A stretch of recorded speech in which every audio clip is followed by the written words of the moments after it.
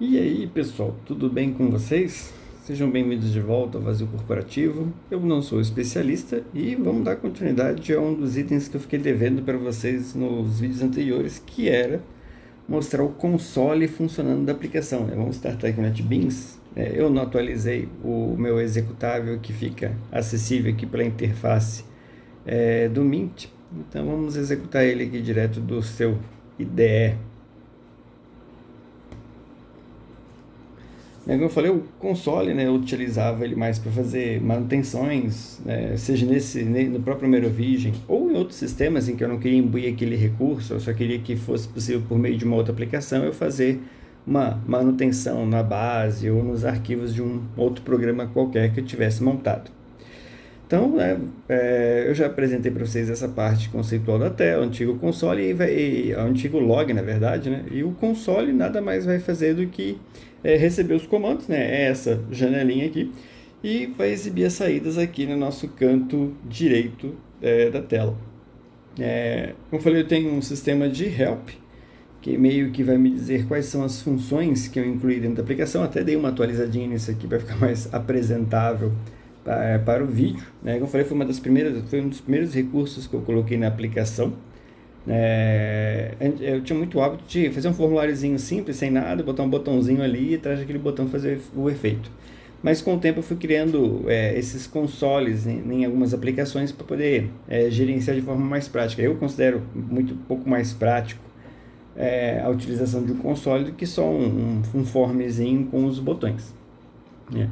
Então, entre os exemplos que eu vou utilizar aqui, eu vou usar do sistema, do último sistema que eu estou finalizando, que na verdade já foi entregue a primeira versão, ainda vou dar mais uns ajustes e correções nele, claro, né, que é esse sistema de portaria. Então, vamos executar a aplicação.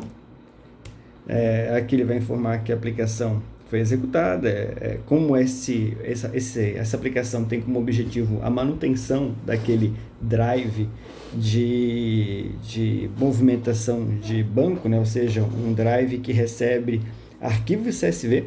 Dentro desse arquivo CSV tem instruções, né, de SQL, e dessa forma ele mantém a mesma aplicação atualizada em todas as bases em que ela se localiza, sem a necessidade de aberturas de portas, de configurações dentro dessas bases, né, dessas unidades. Tudo que a máquina precisa é ter acesso à internet, né, mais especificamente aos serviços da Google. Uma vez que tem acesso aos serviços da Google, a aplicação vai conseguir ler o Google Drive, vai listar esses arquivos que já foram identificados, né, via pasta, e aí um check interno valida se o arquivo já foi incorporado ou não, sempre baseado na ordem da data e da hora, e ele atualiza lá as bases, mantém elas bem sincronizadinhas. O processo é bem rápido. No evento, né, que faz essa sincronização, uma alteração de registro ela leva de 20 a 30 segundos para se replicar em todas as outras máquinas que usam a mesma aplicação. Então, aqui dentro do sistema de portaria, eu já loguei nessa aplicaçãozinha, né? Ou seja, já aparece ela executando ali na nossa saída de log. Eu vou fazer uma manutenção de arquivos dentro desse drive. E primeiro eu vou listar o que tem ali dentro dele, né? Então, aqui ele vai listar agora os arquivos, né? São 793 arquivos. Tem um evento aqui de new thread, né, para tentar evitar esse congelamento da tela, mas ele acaba acontecendo às vezes. Então, a aplicação rodou, já listou quais são os arquivos que tem, né? O nome dos arquivos é um pouco mais composto, né? Eu só trouxe aqui o que é relativo, né, para análise, que seria a data, né, compactada, por assim dizer, né, o ano, o mês e o dia, e depois um separador de horas.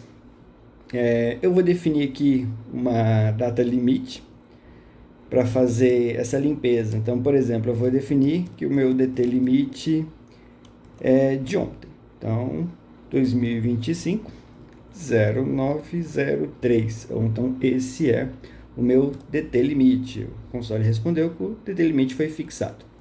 Uma vez feito isso, eu posso fazer o delete agora dos recursos, né? Vou deletar o histórico. E agora ele vai iniciar a exclusão. Eu tenho 793 arquivos.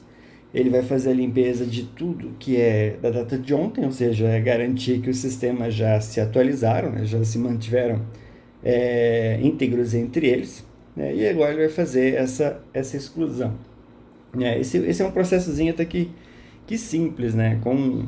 Conforme a necessidade, eu acabei criando uma biblioteca de trabalho com o Google Drive. Então lá tem todos os recursos que eu possa requerer no momento, que é a manipulação de arquivos do Google Drive, seja para criar um arquivo, criar uma pasta, excluir arquivo, excluir pasta, excluir todo o conteúdo de uma pasta, por exemplo, específica, apontando também. Eu adicionei alguns outros recursos como o manuseio de Google Sheets, né, e o manuseio de Google Docs, que são dentro das necessidades. Até pensei alguma coisa em cima do Google Apresentações, mas acabei não aplicando. Para a gente não ter que ficar esperando tanto assim, eu vou dar uma pausa aqui no vídeo, tá? E continuar assim que ele tiver finalizado ou estiver perto de acabar a limpeza do Drive. Até voltando rapidinho aqui para explicar, caso alguém está lendo aí os arquivos, né, vai ver que sempre aparece em pares, né? É porque o que acontece? Existe um comando que atualiza o cadastro do evento. Vamos dizer que esse controle de portaria, ele é na verdade de um armário. Então, o armário 200 foi utilizado. Então, existe a base de cadastro que diz, ó, o armário 200 está ocupado pelo ID do funcionário X. Né? E uma outra tabela é atualizada dizendo, ó, neste momento, a partir desta hora, esse armário está sendo utilizado pelo colaborador X. Então, existe esse controle tanto do status, né, para acesso instantâneo, extremamente rápido. Assim, ó, vamos ver qual é o status do armário 200, por exemplo. Vai lá e vai dizer que ele está ocupado.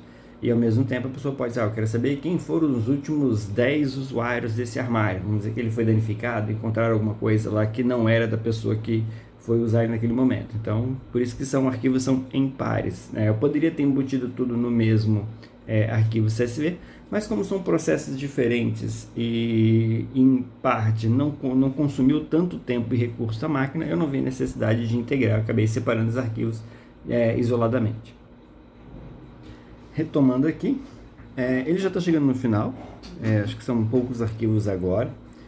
Uma vez que ele finalizar, eu vou executar o processo de list novamente, né? Eu vou atualizar o repositório, atualizar a tabela interna que ele montou com a informação do Drive, porque embora ele faça esse processo arquivo por arquivo, né, dentro do parâmetro definido que é a data limite, essa comunicação de exclusão de arquivos usando a API do Google, ele não é 100%, tá?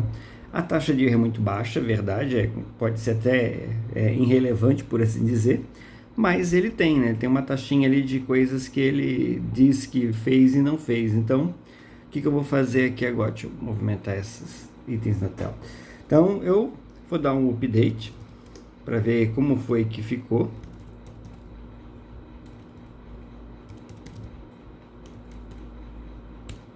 Vamos ver como ficou o arquivo. Então, nós tínhamos uns 700 arquivos, ficou 280 e pouco.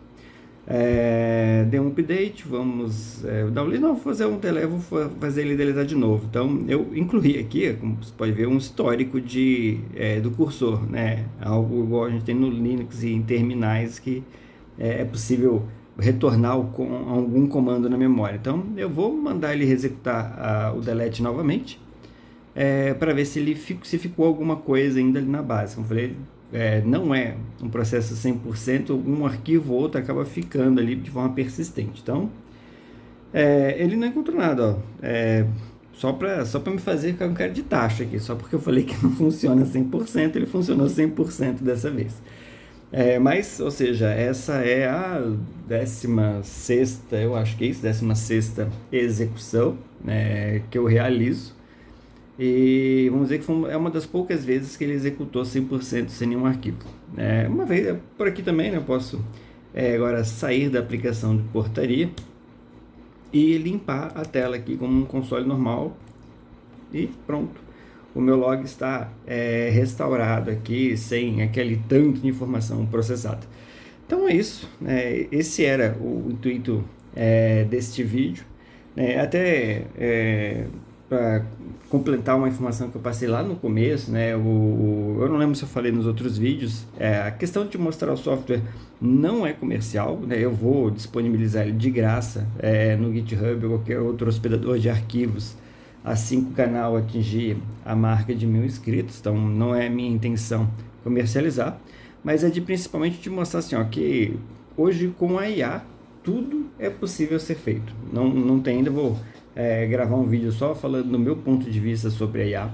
Eu sei que existe bastante crítica em todas as profissões, eu entendo o lado do pessoal que critica, né, o porquê que eles veem a IA como um ofensor e tantos outros motivos, mas é inevitável, gente, é inevitável. A IA vai substituir boa parte das atividades, assim como a tecnologia, né, vem fazendo. Esse é o papel dela, é substituir atividades para torná-las mais eficientes. Não vou dizer melhores, porque nada melhor do que o jeitinho humano para algumas coisas, né? Mas o ganho de produtividade, como eu já falei, já é o primeiro item aqui mais importante de todos, ao meu ver, né? Você consegue ser muito mais ágil.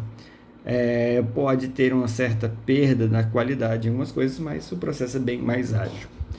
E também, acho que o próximo vídeo ele não vai ser do assunto tecnologia como foco, vai falar de tecnologia, mas eu vou contar um pouco da história de como aconteceu a minha promoção, né, de alguém que era um analista de uma unidade normal dentro da empresa, indo para o corporativo. E vai que alguém se identifica aí com alguma situação parecida como foi a minha. Mas vai ser divertido. Então, agradeço todos que vieram até aqui.